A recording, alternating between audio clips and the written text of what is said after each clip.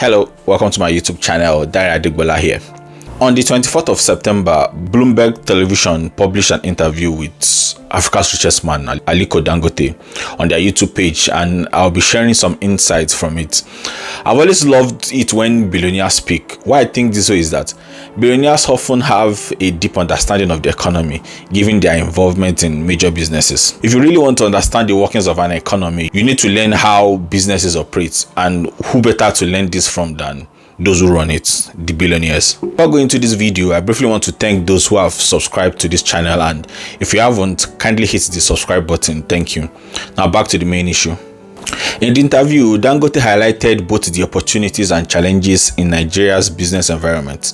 He mentioned that his refinery was originally planned for a different state but was ultimately built in Lagos due to the disagreement he had with the initial state government. While he did not specify the state, it is clear that the state missed out of a long-term benefit the refinery will have brought, which it has brought to the part of Lagos where it is located.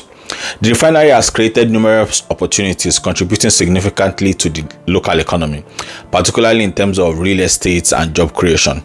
Now, obviously, there would be migration to the area where the refinery is located, and the best asset any community or society can have is human capital. This missed opportunities obviously from the short-term thinking of the state leaders involved in the previous state, which is a common issue with leadership in Nigeria.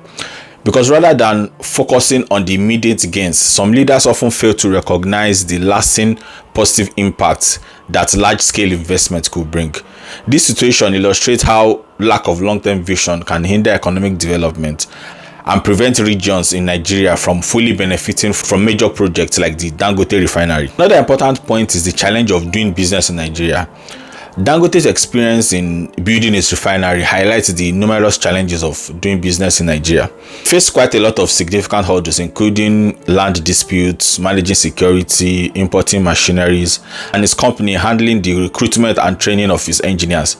These difficulties reflect the broader struggles entrepreneurs face in Nigeria when trying to establish and run a business, where the lack of government support in terms of infrastructure and absence of conducive regulations create an extremely challenging environment.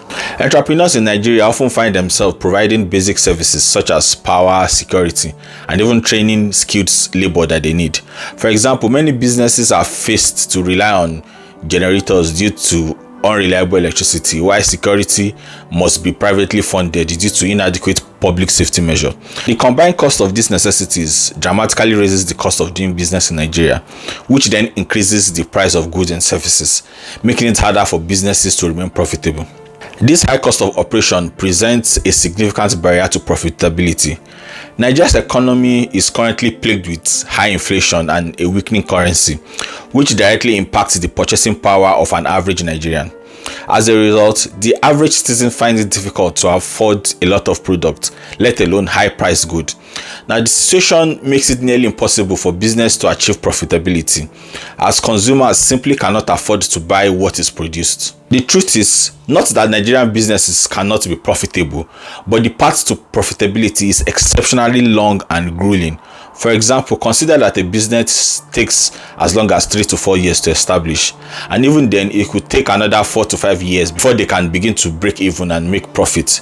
This extended timeline for turning a profit is discouraging for many potential entrepreneurs, and it explains why so many businesses are choosing to leave the country or are unwilling to enter the Nigerian market in the first place, even though the population is there, which is the market. The immense effort and time it takes to establish a business, coupled with an unpredictable regulatory environment and economic instability, make Nigeria an unattractive destination for both local and foreign investment.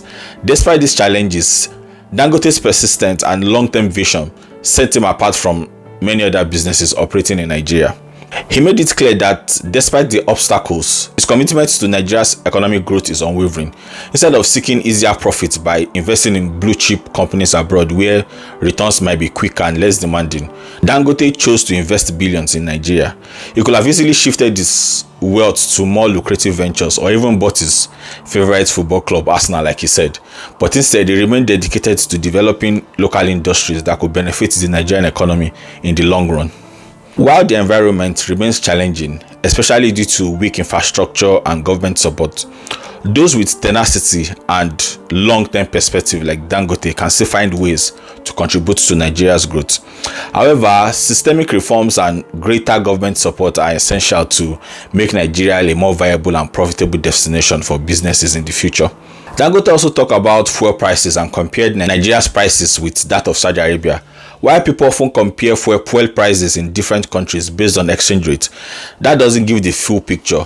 The purchasing power in each country has to be the deciding factor.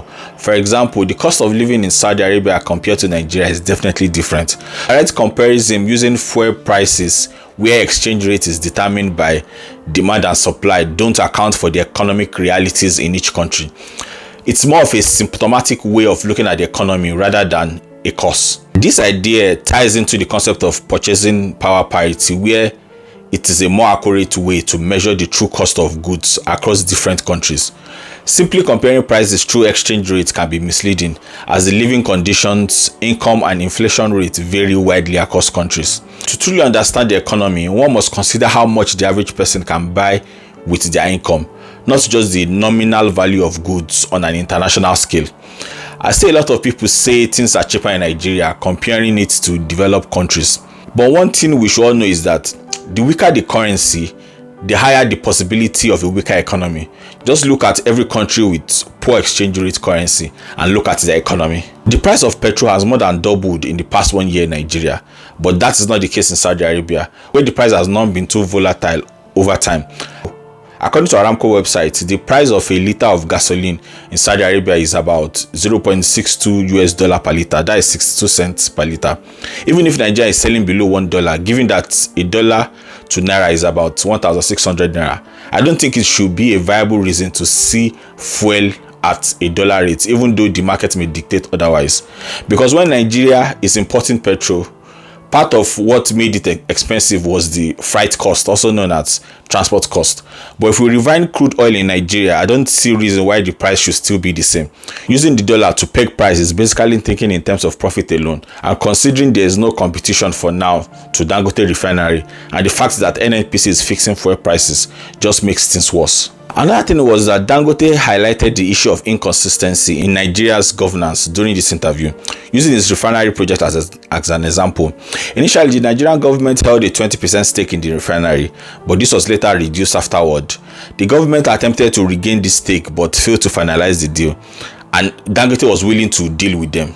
See, this indecision and lack of follow-through are reflective of broader issues within Nigerian policies, where inconsistency creates a challenging environment. The inability of the government to commit to its agreement or capitalize on valuable opportunities shows that Nigeria's system lacks the efficiency and structure necessary to support industry. These challenges are particularly detrimental to industries requiring long-term planning and investment, such as manufacturing and energy, where confidence in governance is crucial for success. In all, I think it's very necessary to look at things in a broader and in-depth method, not just the nominal values, even though the nominal value helps to ease argument. Yep, so that'll be all for this video. Please kindly subscribe to my YouTube channel and like this video if you find it interesting. See you next time. Take care. Bye bye.